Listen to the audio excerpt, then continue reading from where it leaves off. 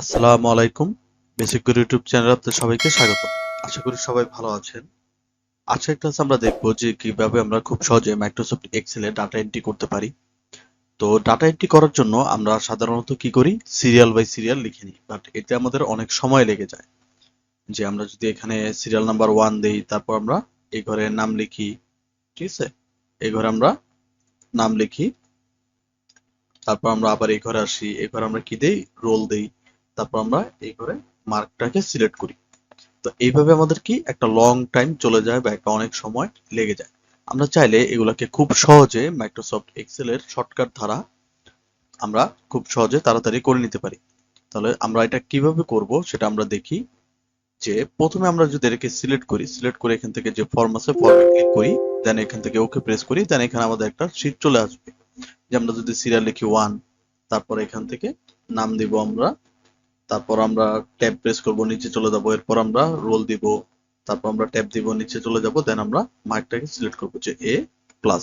এখন যদি আমি কিবোর্ড থেকে এন্টার প্রেস করি তাহলে অটোমেটিক ভাবে এই যে যে ডাটা এন্ট্রি গুলো আছে সেটা হয়ে যাবে। বাট এটা আমরা কিভাবে করতে পারি খুব সহজে, তো চলুন আমরা এখান থেকে দেখি।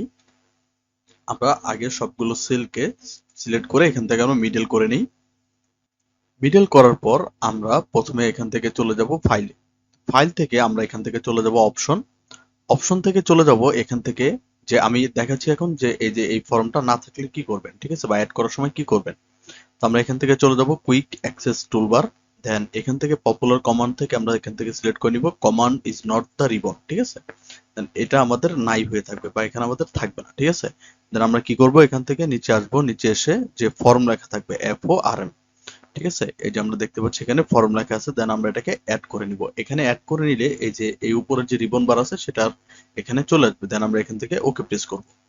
ওকে প্রেস করার পরে এই যে আমাদের এখানে এটা চলে আসবে, দেন আমরা এইভাবে লিখবো, ঠিক আছে। লেখার পর এগুলোকে সিলেকশন করব, সিলেক্ট করার পর আমরা এখান থেকে দিব এই যে ফর্ম যেটা আছে এই ফর্মে ক্লিক, ফর্মে ক্লিক করার পর দেন এখান থেকে আমার কাছে ওকে চাবে, ওকে দিব, দেন এই ডায়লগ বক্সের মধ্যে আমি লিখে দিব। দেন আমরা যদি এখান থেকে সিরিয়াল দিই যে 1, তারপর আমরা কিবোর্ড থেকে ট্যাব ইউজ করব, তারপর আমরা দিব নাম, নাম দেওয়ার পর দেন আমরা আবার ট্যাব ইউজ করব, দেন আবার আমরা এখান থেকে রোলটাকে প্লেস করব যে রোল 10, তারপর আবার ট্যাব ইউজ করব মার্ক A+, দেন আমরা এবার এন্টার প্রেস করব, অটোমেটিক ভাবে আমাদের এইখানে ডাটা এন্ট্রিটা হয়ে যাবে। আমি যদি আবার লিখি যে সিরিয়াল নাম্বার 2, নাম শুভ, তারপর আবার ট্যাব ইউজ করব, দেন আমরা রোল দিব যে 11, দেন আবার ট্যাব ইউজ করব, দেন এখান থেকে আমরা আবার মার্কটাকে সিলেকশন করব যে A-, দেন কিবোর্ড থেকে এন্টার প্রেস করব। অটোমেটিক ভাবে আমরা এইভাবে খুব সহজে ডাটা এন্ট্রি করে নিতে পারি। তো আশা করি বুঝতে পেরেছেন। তো আজকের ক্লাস এই পর্যন্তই। যদি ভিডিওটি ভালো লাগে তাহলে আমাদের চ্যানেলটিকে সাবস্ক্রাইব করে যাবেন। সবাই ভালো থাকবেন, সুস্থ থাকবেন। আসসালামু আলাইকুম।